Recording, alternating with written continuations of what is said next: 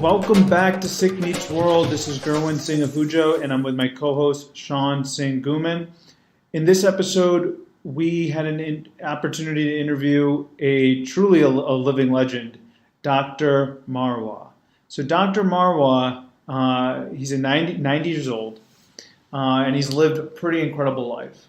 He was a campaign manager for the first Sikh, first Asian, and first Indian congressman, Dalip Singh Saund.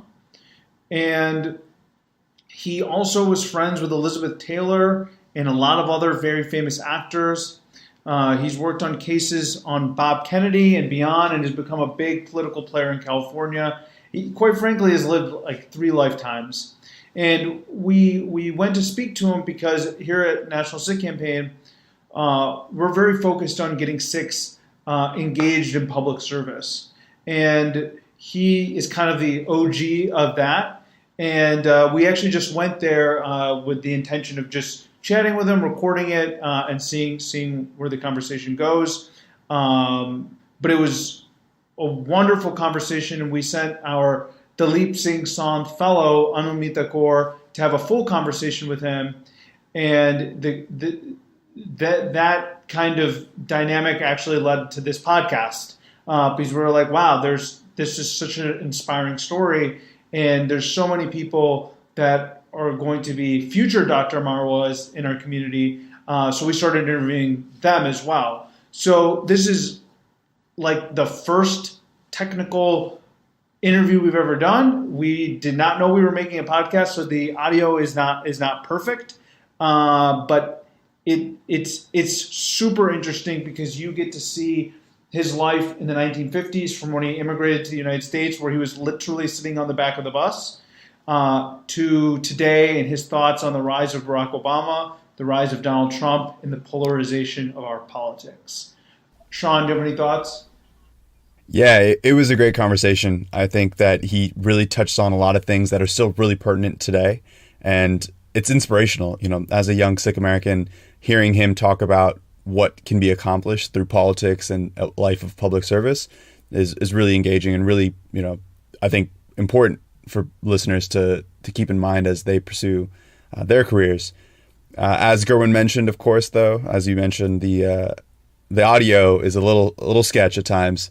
Pardon the background noise, but that was what we were dealing with when we first started doing these interviews. But I think it's still really awesome, and the audio actually cuts between a couple of days of interviews. You'll hear Anumita speak with Dr. Marwah, and then Gurwin, and it's a little bit of a cut and paste job. But I think the interview put together is incredible. So I really hope that everyone takes the time to listen and enjoy it. Dr. Marwah is an incredible person, and I think that we hope to have others just like him impacting U.S. politics and the Sikh American community. Yeah, and without further ado, Dr. Marwah. Uncle, so can you just tell me about why you came to the United States, what you were thinking, what was driving you to come here, and was it even an aspiration that you had to come to the U.S.? My journey to America was in a very different line. I finished my dental school in India in 1947, 2 months before the partition of India. Oh, wow. And so you remember it pretty carefully. I was very well employed after that. There were no dental schools at that time in India, except one in Lahore. Our teachers were all English. Yes. Deans were all English. That's how I got educated. And after finishing my schooling, I got an excellent job with the government of Punjab. But then, in 1953, a fellowship was advertised called the Fulbright Scholarships under Guggenheim Foundation for a postgraduate studies in children dentistry. They gave one fellowship to India. Our interview was in Bombay. I applied. There were 40 candidates of one fellowship. I won it. Wow. So I came in 1953. At that time, there were no planes to come to this country. There were only ships. Wow. It took me 1 month to come from India to America. Wow. That's like a totally different time. I left in 53 Yeah. from Bombay to Southampton, Yeah. from Southampton to New York. My Wow. fellowship was in New York, the Guggenheim Foundation in Children's Dentistry and Bellevue Hospital. I finished that in 1 year. Then I was able to get a fellowship in Evansville, Illinois, in Chicago. I did that In dentistry. In dentistry, Mm-hmm. in pathology. Mm-hmm. After I finished in 2 years my fellowship, my master's degree with Evansville, Illinois, I was appointed as an instructor, full-time instructor in Evansville, Illinois. Mm-hmm. But then I could teach in this country, but I couldn't practice without an American GDS. I had GDS before, a foreign country. Mm-hmm. Then I was able to get another fellowship because I was a teacher already. Harvard University in Washington, D.C. gave me a fellowship, half day teaching, half day student. Yes. So in 4 half semesters, I did my GDS in this country. And I was here, but then I was still employed by Evansville, Illinois as a part-time teacher. Somewhere I used to go back and teach there in this 2 years program. After I finished that, I went back to Evansville, Illinois, to my job as a professor. And they were able to send me to India in 1959 as an exchange professor from U.S. Public Health Services to Bombay University. So I spent 18 months in Bombay. So you went back? Yeah. 1 month on a ship. Wow. Went back on a ship again. Yeah. Oh, wow. It's not. Is this like, when I'm thinking of the ship, is this like the ship, did you have to go to New York? What? Did you go to New York to get on the ship? The ship used to go from New York to London. Yeah, so when you would come in and when you would leave, you would see the Statue of Liberty. Yes. Oh, wow. So it was really, that's It was very different. really old school. Yeah. And those days, there were no Indians in the country. Yeah. When I was in New York doing my fellowship, total number of Indians were maybe 25 students in the whole of New York, Yeah. of Indian origin. When I was in Chicago for 9 years, total number of Indians in Chicago were less than 20, 25 Yeah. going to school. Mm-hmm. So I had a job from 56 on as a part-time teacher, full-time teacher. So in 58, I came back from Washington, D.C. to Evansville, Illinois as a full-time professor. Mm-hmm. And they were able to send me to India as an exchange professor in 59 from U.S. Public Health Services. They paid my trip. Wow. So you've been working, not even like a youngster, but working in the United States since the Eisenhower administration. Yes. And then I've seen many presidents, many presidents. Yeah. In 59, I did go back for 18 months. Yeah. I stayed was in Taj Hotel 18 months for the whole family. And they paid our trip. And Illinois gave me half the salary, extra money. We came back in 61, back to our original job, which is Illinois Dental School. But then my family didn't want to stay in Chicago due to climatic reasons. Yeah. At that time, we decided to live in the country permanently. Wow. So then we made a move to Los Angeles. Somewhere in this time you had met Congressman Saund. So tell me. That was earlier. Yeah, so you met him before you moved to LA. Oh, yeah. So how did you meet him? Dr. Saund, his family, and our family have known each other for a long, long time in India. Oh, I see. I did not see Dr. Saund before I came to the United States. I see. Saund was much older than me. I see. But when I came to this country, we used to talk. And 56, Dr. Saund did his PhD from Berkeley in 1920. Yes. He couldn't get a job anywhere. Right. So he became a farmer. Farmer in a small town called Westmoreland in Imperial County in Los Angeles, in California. Yeah. His wife was a school teacher. And no Indian could become an immigrant to the country, although they were there since 1900. Mm-hmm. They had no rights. First time this country allowed and made those people as immigrants to the country because the Congress passed a law in 1946. Mm-hmm. You could marry an American, Mm-hmm. but you have no rights. Oh, You get out wow. of the country, you can't come back. Wow. So Dr. Saund also became an immigrant in 1946 to the country. Right. Although he was here Right. in 1918. Well, what motivated him to move to the United States? Was it the degree? Dr. Saund? Yeah. Dr. Saund belonged to a very well-to-do, educated family. Mm-hmm. His father sent him as a student. I see. Right. He came right. as a student to Berkeley Right. to do his PhD. Right. He was a very good man, Mm-hmm. very kind, very thoughtful. In 1955, he was planning to run for a Congress seat. At that time, we had no money. Even Dalip Singh Saund had no money. And that time, I was an instructor in university, getting $6,000 a year salary. And even the Indians who were here earlier, the farmers, had very little money. Nobody could get a ticket, a minority. Blacks, Mexicans, Japanese, Chinese, nobody. So how we did it, in 1949, he became a citizen of the country, being married to an American.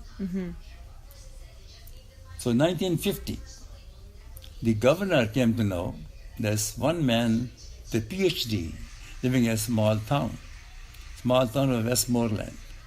With the total population of Westmoreland at that time was 28 Mexican families. He was living in that town. So he was posted as honorary judge of the town to settle the quarrel of these 28 families. So everybody called him Judge Saund. His name was Dalip Singh Saund. So when we wanted to fight the election with very little money, we fought the election under the name of Judge Saund, not Dalip Singh Saund. He could pass very easily as an American. He was a fair color fellow with Marion. He was a clean-shaven Sikh. And I used to hide myself. I used to come from 55 on to help him out in summer vacation, 3 months every year. And if they see a turban, you wouldn't get any vote. But he was an excellent speaker, excellent orator. He did go to every home, every church with his wife, showed them that he's the man who will help the community. Most of the people didn't know who he was. They didn't know he was Indian. And against us, in 56, we applied for a ticket, a Democratic ticket. I don't think the Democratic Party even knew that he was a foreigner or he was Indian. Do you think if they had known, he wouldn't have gotten on the I don't think so. If they had known, he wouldn't have got a ticket. That's my perception. It may not be true. So these people, Dalip was a wonderful human being. Went to every home, didn't miss any home. Our patient was very long, all the way from El Centro to Riverside. He went to every home. Yeah, Riverside. That was our patient, a long patient. So he went to just about every home, every day. He worked hard. And against us was a very filthy woman, Republican from Palm Springs. She had a lot of money. She threw big money. And in later days, she came to know that he is Indian, and she played against us plenty. But by that time, we had already made our ground with the population, and we knew that we were going to beat her. But we didn't beat her that much. We beat her only by 300 votes. But you beat her, which is Yes, what counts. And the time we declared, we took Dalip Singh Saund to Washington, D.C., and the Capitol steps, then we all came out, and declared him as Dr. Dalip Singh Saund. But it was a Kennedy era. Kennedy was coming up at that time. He was not the president of the JFK. He was coming up. He was senator. So we were very comfortable that time. But he, being a very educated man, excellent speaker, made a very quick dent into the Congress. Then we had no problems after that. They will come out with turban with no problem. There were not many people with turban that time. Then we won in 58. We won in 60. But 62 we didn't fight because he had a stroke. Wow. And I did his eulogy and funeral right here in Los Angeles in 73. Through the years of those elections, was his Indian identity, his Sikh identity more accepted? Then there was no problem. Then I don't think it had effect anyway, because we were fighting as a congressman who had been there for one term already. And he had already made many dents into the Congress, so his name was known. And then automatically after him, many other people tried, the Japanese, Mexican, Chinese, they came in. So you feel like he paved a path? But he opened the Congress. He opened the bloc. Yeah. An Indian and a Sikh opened a bloc to the Congress of the United States. And no minority was ever allowed. Why do you think it's important for more Sikhs to become more involved? Now the population of Sikhs or the Indians have become pretty good size in this country. If they want to be recognized, to become a part of the mainstream of the country, they have to go into the political system where they can have a voice. You can imagine the first man of Indian origin who ever became a congressman was 1956. Second man who came to the Congress of this country again was 4 years ago, after 50 plus years. Amy Bera, you know that? Dr. Amy Bera. Yeah. He's the MD. And he's my boy. I brought him from the hospital the year he was born. Right Oh, here wow. in Los Angeles.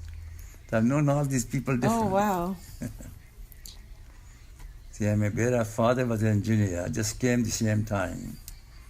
What advice would you give then to youth, someone my age that wants to pursue politics? You should go into politics, the help number one, the political people who you think are helping your community. If you get involved with them, then automatically your doors will open to get into the political system. And with them, let's suppose you're working as a liaison with a congressman. And next, when he's retiring or somebody else opens up, you have the doors open, right there. Yeah. That's how the people come in. If I'm working with the councilman of city as aide, I'll be the next councilman, no doubt. People will know me. And that's how you can get in. And not that you're doing for yourself, you're doing for your community. Yeah. Tomorrow, if you're in the chair, you'll help them. And I was in the chair for 18 years as the chairman of many commissions. Sure, my community did help. If it's genuine help, I'll help them, definitely. That'll be good for the community. We got something done for the community anytime, if it's within my sphere. And then once you're in the political system, you can help the community in many ways, not one way. You go and see the people, you have other connections in the political side yourself, being in a political arena, and if somebody needs help, you can definitely help them A, B, or C system, anywhere else. But you have to have a genuine help. You have to be very straight person. Don't do any hanky-panky anywhere. That's the only way you progress. Yeah. And they should have one focus, one forum. Don't have many forums. Then you can progress further. Our community has one problem. They start one society. If they don't let the second person get in, he starts another one. I'm a very frank man. Today, 69, there was one temple in the country. Today in this city, there are 14 temples. Oh, wow. One is opening tomorrow in Riverside. There are only 2 or 3 temples in Riverside. They're opening one more tomorrow. Somebody told me. And that's just dividing the community more. Yes. And this is what their problems are. How do you think that can be fixed? Huh? How do you think we can address that problem? I don't think you can fix it. The Sikhs, no. I'm very frank. I'm not like, they have certain different thinking and different culture. I don't know why. Yeah, maybe further generations can fix it. Later hope generations. They understand and let their egos out. If they don't give you a seat, so what? So what? You work for them. Work together. If you want a seat, you'll get tomorrow. Don't have it today. So you think staying united is one of the most Yes. important?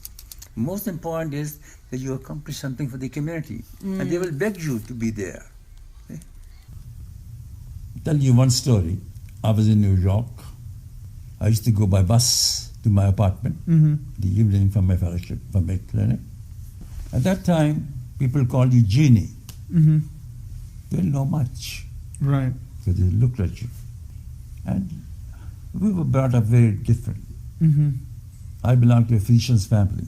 My father was a physician, my both grandfathers were physicians, my uncles physicians, my brothers physicians. Oh, wow. So we belong to a very great family.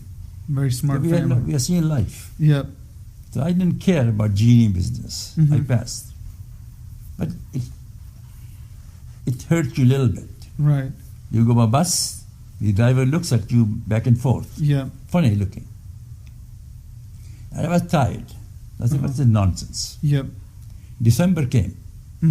I had no knowledge about genies. Yeah. I never seen, and I had no knowledge, not genie, no knowledge, but just your Santas. Yeah. I never seen Santa. I didn't know much Santa's problem. Right. Things. I saw Santa sitting down on a footpath, Yeah. having a white beard, Yeah. people having fun, Yeah. taking pictures, the children having fun. I said, what's the nonsense going on? One of the days in December, I stood right next to Santa. I want to know what's going on. People start looking at me. Right. Santa has a white beard, had a black beard that time. I was very young, Right. in 53. The pictures were taken all over. I didn't care. Yeah. I went back. Yep. Next day, I see my picture Yep. in the New York Times. Yes. Santa has a son. Oh my God. Are you serious? That was a real thing that happened? Yes. Santa has a son. I used to have 100 invitations a day for dinner. People didn't like me before. Right. Bus driver looked at me differently. Right. They said, 100 invitations a day. I said, no, Santa's son doesn't have time. Right. I'm busy. Right. It changed in one day. Right. Just because of that article. I used to come by bus in the morning. Same driver went, good morning, sir. But what happened now? Yeah. Santa has a son. Yeah. Oh my God. So you took something that could be perceived as a So negative. that changed my perception completely Yeah. of people. Right. People gave me 100 invitations a day for dinner. I said, I have no time. Yep. I'm a tough boy. Yep. But changed in one day. So you took something that could have been perceived as a negative, but turned it into something positive. So I had being called literally Santa's had no son. problem. Right. No. I never was stopped at the airport anytime. Right. I never had any problem. Anytime. Right. But you must act well. Right. Don't push things around. Right. Don't take things in your own hand, ever. Mm-hmm. And that's important. Sikhs were so revered in India in the 50s for being, leading the charge on the freedom fighting movement in general. Sikhs were in generally very respected, and then going to a country where people are calling you genie or kind of giving you weird looks when you go on the bus. Was that a weird dynamic? Because I assume if you went on the train in India, people would call you Sardarji, say Sat Sri Akal, really pay your respects, give you the benefit of the doubt. No, but here the people called you genie others because they had no knowledge. Right. They were illiterate. They didn't know the Sikhs who they were. Yeah. Number one. I don't think it's their fault, it's their education. Right. They haven't, but educated American who had traveled around the world, right, he would consider the Sikhs very different. Right. During my student days, I was the only Sikh-looking fellow in my whole medical center. Yeah. I had no problem. Yeah. Because the professors knew. Right. Then everybody comes to show. People are curious why you are like this. Yes. You tell them once, you're okay. So we did, like I was telling you earlier, we did a lot of research, and that's basically what we found, that people do have these suspicions. They may have misunderstandings, but if you talk to them, explain to them who we are, very open. Yes. And I think that's an important thing to keep in mind, particularly now, because race relations, I feel like, have taken a very difficult turn in the last few years. But what I think is important is that to always remember is that America, compared to many other countries, is very open, willing to change. People are genuinely receptive to other people. Even people that you may not expect to be receptive are pretty receptive. Compared to the rest of the world. What motivated you, other than your relationship with the Saund family, to work on Dalip Singh Saund's campaign? What motivated you to take the turn towards politics? He was a friend of mine, a friend of the family. Yes. So I want to help him out. It was not anything motivated me. It was a great thing that a friend of mine is trying hard to get into the some streamline of this country. Yes, and that's something no one has matched that yet. I couldn't afford it. I used to come by bus from Chicago to El Centro. Wow, took me 2-3 days. to come down to California. Right, and stay here all my summer. Right, and it was worth it because. Well, maybe it's not a good way to say it like that, but it was a stimulus, basically, in my life. To help a friend of our family. Our families have been friends for years, long time. Before the partition of India. This is how we knew each other. I never seen him. I seen him first time in '56. Right. I saw Dr. Thind also first time in '56. Oh, you met Mr. Thind too. Congressman Saund and Mr. Thind were very old friends. No way. That's in California. Crazy. I did not know that. No, they both were old friends. They grew up in California, both of them. Yes. And they were old friends from day one on. That is unbelievable. Yes. I did not know, because when I think of Mr. Thind, I think 1913. I don't think 1940s, 1950s, and I had no concept that they were friends. 1913, there were not many Sikhs, not many Indians who were going to school that time. Yes. Very few. Yes. And they both finished their PhD. Yes. One in mathematics. Yes. One in theology. Yes. And they were known each other from day one on. So this is fascinating. They all used to work together. Yeah. This is actually unbelievable. What was Mr. Thind's reaction when Dalip Singh Saund became a congressman? Well, he was wonderful. He was the one who will promote him. There's no problem. It was such a thrill for the Indians. Especially. And did he help him informally on some of these immigration issues? Because they both had run into these challenges. They both worked on immigration issues. They both worked for independence of India. Right. Hand to hand. Unbelievable. They were living not too far from each other also in Hollywood. Both. Unbelievable. That is... Their houses were hardly... Unbelievable. 3 blocks away. So some of the most, I would say the two most important civic leaders in America. Dalip was the one who introduced me to Dr. Thind in 56. Huh. So I used to meet Dr. Thind every year. That is crazy. And then I moved to Los Angeles 62. Yeah. Then we used to meet every month, just about. Wow. Dr. And Thind. what would you guys talk about? Dr. Thind was a great teacher, Yeah. wonderful teacher. To sit with him for an hour, Yeah. he'll give you the facts of life. He lectured all over the country Mm-hmm. on the importance of life, Yep.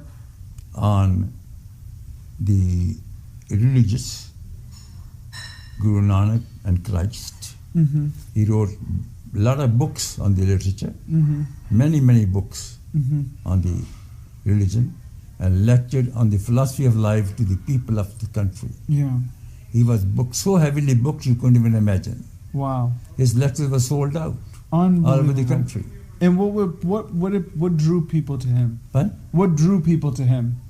people, all the Americans followed him like a father. Right. The teacher. What part of his message resonated with His people? message was only on the philosophy of life, the Yeah. religion. God is one. He Mhm. lectured on that one. Yeah. And he was an excellent orator. Such a motivator you couldn't imagine. Unbelievable. Yes. And the man lectured. Yeah.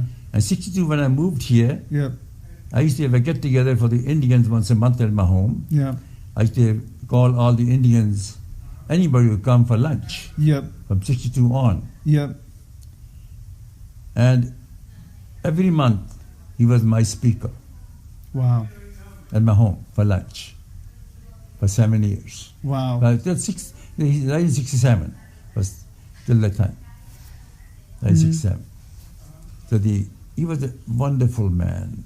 And he could do the weddings for you Mm-hmm. in this Sikh style, but Indian American way, Sikh style. He could do anything for you. And he was an excellent orator. You couldn't even imagine how he can motivate you. Mm-hmm. I want to talk about is your advice to the younger Sikh community about getting involved either in politics or in public life. What advice you have for them in terms of just skills or things they should do to... only say that Yeah. Sikhs must involve into the mainstream of the country if you want to progress tomorrow. Unless until you are involved in the American politics, in the American mainstream, you cannot go further. Mm-hmm. You must be with the political system of the country. Help the political system. Get your people involved in the political system. Then you have a power. Bring your own people into certain positions so they can help you out. Mm-hmm.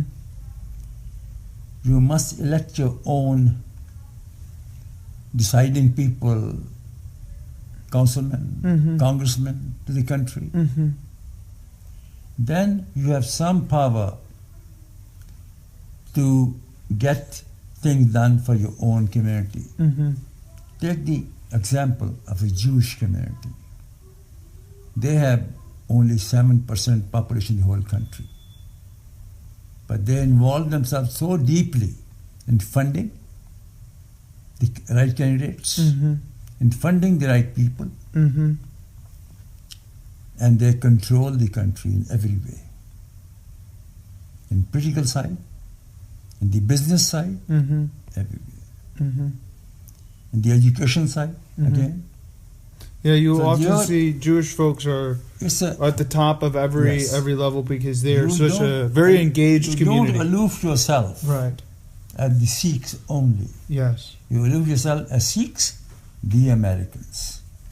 You should be a Sikh American, not only a Sikh. Mm-hmm. You are Sikh looking Sikh, but you are no more Sikh. It's a religion, you have your personal problem, Mm-hmm. but you're an American. Mm-hmm. And that's where you involve yourself. Mm-hmm. And if you help the right, but all the Sikhs who are liberal Sikhs, Mm-hmm. You can't be fanatic about the religion. This is your problem if you are a Sikh. Nobody else's problem. Looks is no different.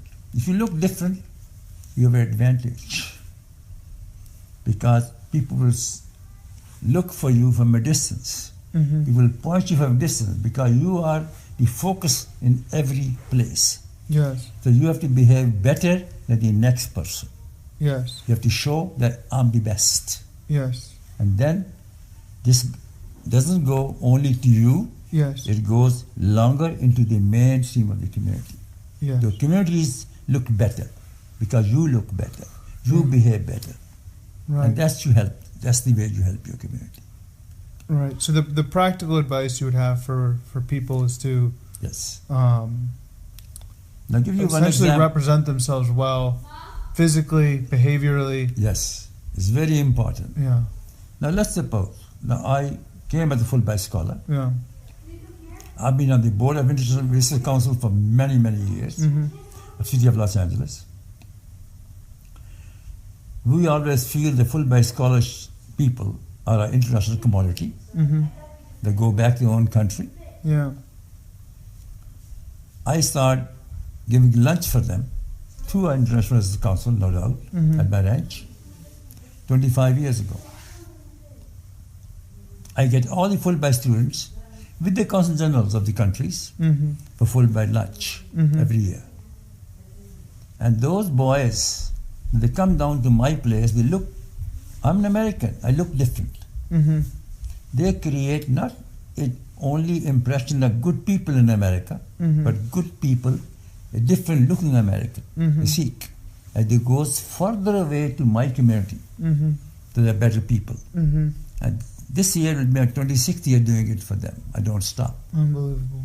And that's the way you can promote your community with the international world. Who better? And your involvement with your own people is wonderful. You must do for your own people. You must create things. We have done it. We have put many people in schools. We opened this first Sikh temple in this country as a gift. So what would your advice be directly to young people? Like what behaviors can they enact? What habits can they employ to realize this? They should consider goal every human being Yeah. at equal level. Yeah. We are no better than the next. Other man may be better than me. Don't think that I'm the best. Must consider he may be the best than me. And must consider all people as equal. All people with respect. And you will achieve everything you want in life. Whatever you want. And you will help. If you consider the next American equal to you and better than you maybe in your mind, you will respect you. Never think that I'm the best. No. Second person may be better than me. That be your motto. I'm still processing everything you've told me because I think you've lived such a full life. You've been at the cross section of so many historical events, so many seismic events for the Sikh community, but also our broader American community, from working with to ensure that Dalip Singh Saund became a congressman, to working on the Bob Kennedy assassination, to being the commissioner for LA, and running a dental practice that included Elizabeth Taylor and Sidney Poitier. You've lived multiple lives, and you've lived a fuller life than most people I've ever met. People will respect and teach you well if you treat them well. That's very important. You never think that you're the best. Never think you're the best. No. People can be better than you. Next person can be better than you. And that's what your motive in life. So Never feel that you are the best. No. you are okay. That's good. Good enough.